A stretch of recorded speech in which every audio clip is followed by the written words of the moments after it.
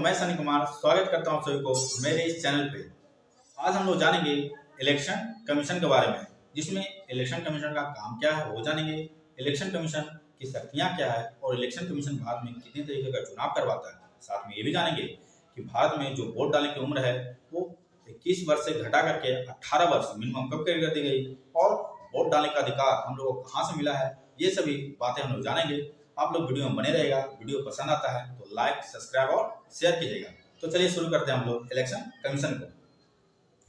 तो देखते हैं कि इलेक्शन कमीशन जिसकी स्थापना होती है, जिसको एस्टैब्लिश किया गया 25 जनवरी 1950 में, और उसी समय पहला आम चुनाव होता है, यानी पहला आम चुनाव होता है 1951 से 1952 तक।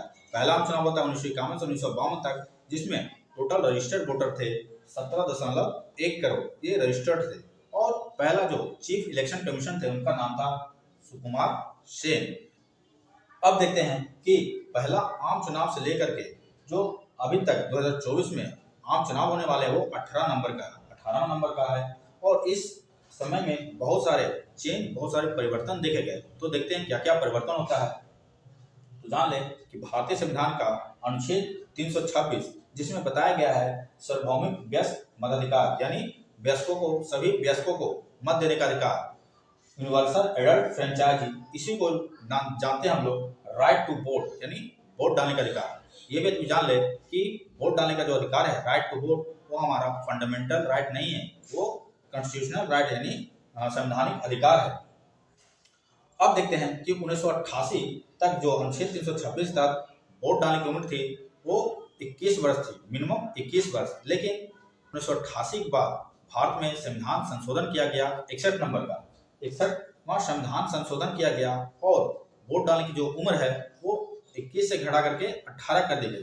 तो आप लोग में से बहुत लोगों को ये नहीं पता होगा कि वोट डालने का अधिकार पहले 21 वर्ष थी 1988 तक, 1988 के बाद 61 नंबर का संविधान संशोधन होता है और वोट डालने की उम्र 18 वर्ष मिनिमम कर दी जाती है।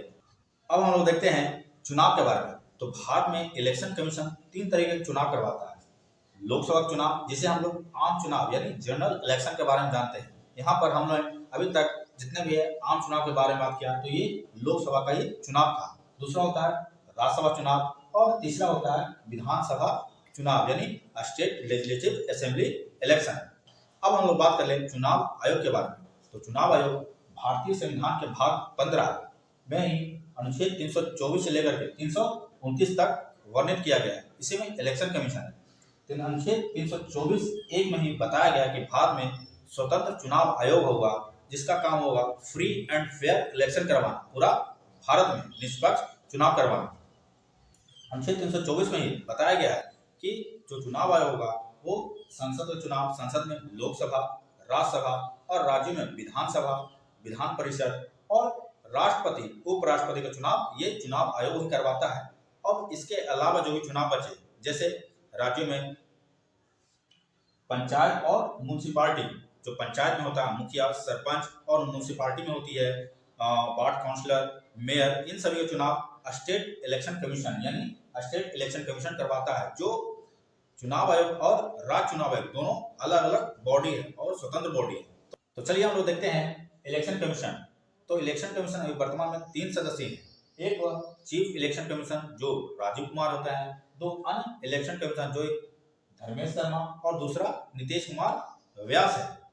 तो चलिए हम लोग इस टाइमलाइन को देख लेते हैं। 1950 से 1989 तक चुनाव आयोग एक सदस्य थे, सिर्फ इसमें एक मुख्य चुनाव आयुक्त होते थे।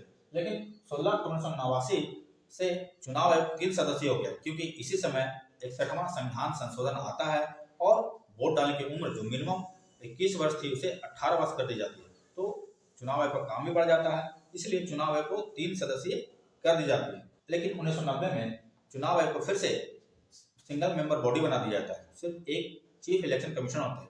उसके बाद 1993 से ये कंटिन्यू है, यानी 3 सदस्य फिर से कर दिए जाते हैं 1993 से, जो अभी तक 3 सदस्य कंटिन्यू है।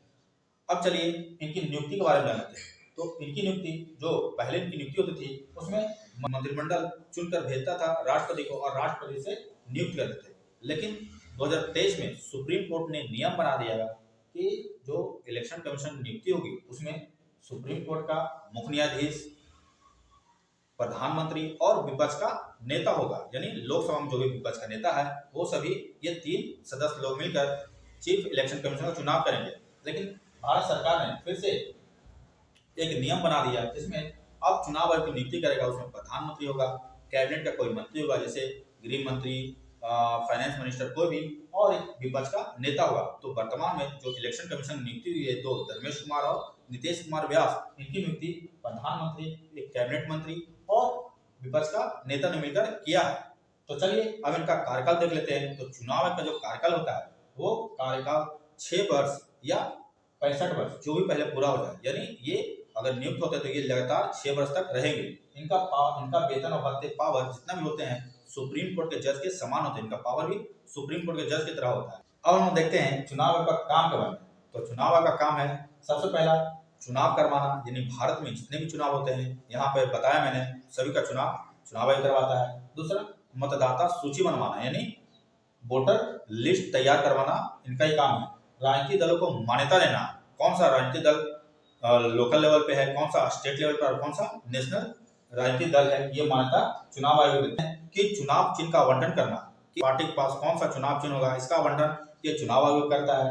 अब देखते हैं परिसीमन करना, यानी कौन सा क्षेत्र किस लोकसभा या कौन सा विधानसभा में आएगा, इसका परिसीमन ये निर्वाचन आयोग करते हैं। अब देखते हैं आदर्श आचार संहिता लागू करना, तो ये सभी काम चुनाव आयोग का है। वीडियो थोड़ा लंबा होने के कारण ये वीडियो यहीं पर समाप्त करते हैं, फिर किसी वीडियो में मिलते हैं। तो तब तक के लिए धन्यवाद।